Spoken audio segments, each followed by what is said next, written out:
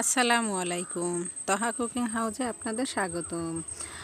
আজ আমি আপনাদের সাথে নতুন একটি পিঠা রেসিপি শেয়ার করব। চলুন দেখে নেওয়া যাক। আমি নিয়েছি একটি বোল, দিয়ে দিচ্ছি ডিম। আমি এখানে দুটো ডিম ব্যবহার করছি। আপনারা যদি একটি বেশি করে তৈরি করতে চান তাহলে ডিমের পরিমাণটাও বেশি দিতে হবে।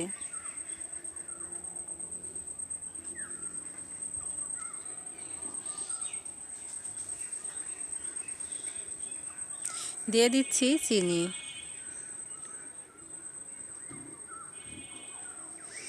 দিয়ে দিচ্ছি কালো জিরা, দিয়ে দিচ্ছি স্বাদমতো লবণ। এখন সব উপকরণগুলো একটি চামচের সাহায্যে আমি মিশিয়ে নিব। আর চিনির যেন কোনো দানাভাব না থাকে সেটাও ভালোভাবে খেয়াল রাখতে হবে। এই পিঠাটা বানিয়ে আপনারা বাসায় অনেক দিন সংরক্ষণ করে রাখতে পারেন। দেখুন, চিনির আর কোনো দানাভাব নেই।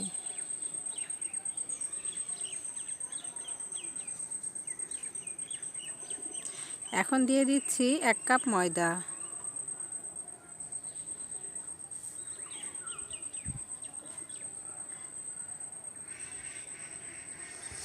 এখন আমি হাতের সাহায্যে ময়দাটা খুব ভালোভাবে মেখে নেব।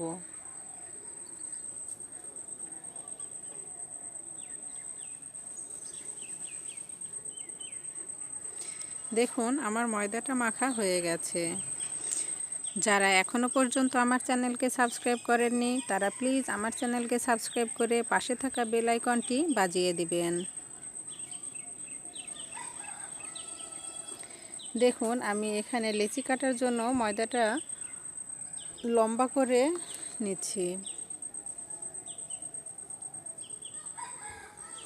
এখন একটি নাইফের সাহায্যে আমি 4 টুকরো করে কেটে নিচ্ছি। আমি এখানে 4টি রুটি বানাবো, তার জন্য 4 টুকরো করে কেটে নিয়েছি।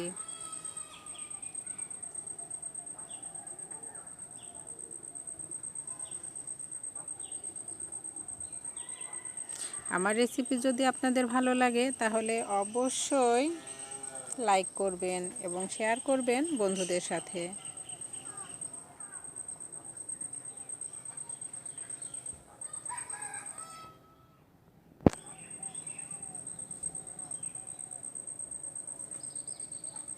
আপনারা অবশ্যই এই রেসিপিটা বাসায় ট্রাই করবেন এবং কেমন হয়েছে তা কমেন্ট করে জানাবেন।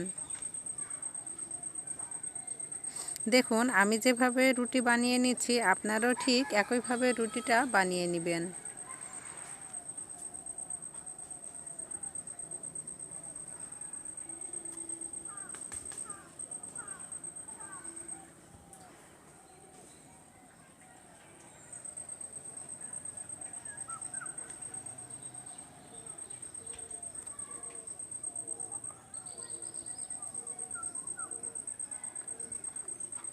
দেখুন, আমার রুটিটা বানানো হয়ে গেছে।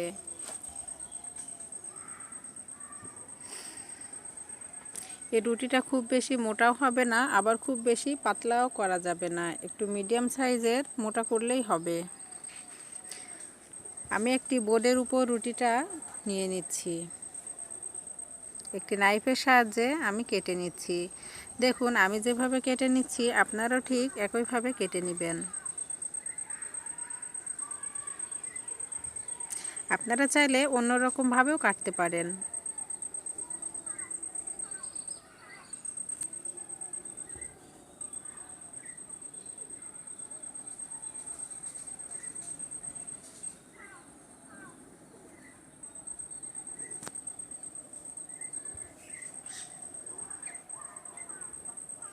আমি এখানে 4 কোণা করে কাটছি।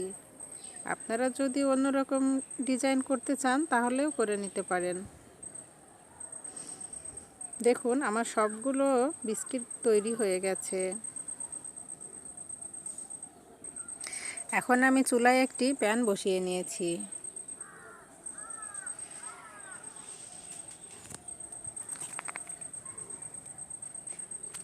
দিয়ে দিচ্ছি সয়াবিন তেল। তেলের পরিমাণটা একটু বেশি দিচ্ছি, কারণ এটা ডুবো তেলে ভাজতে হবে। এখন আমি পিঠাগুলো দিয়ে দিচ্ছি।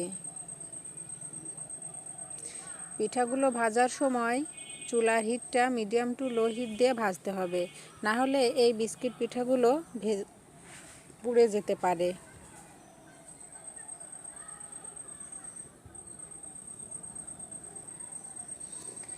দেখুন আমি এভাবে নেড়ে চেড়ে ভেজে নিচ্ছি, যেন সব পাশে ভাজা হয়ে যায়।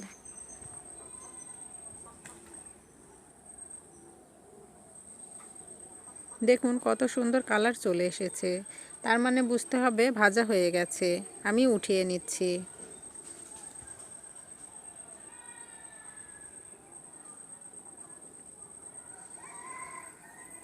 আজ এই পর্যন্তই, আবার দেখা হবে নতুন কোনো রেসিপি নিয়ে।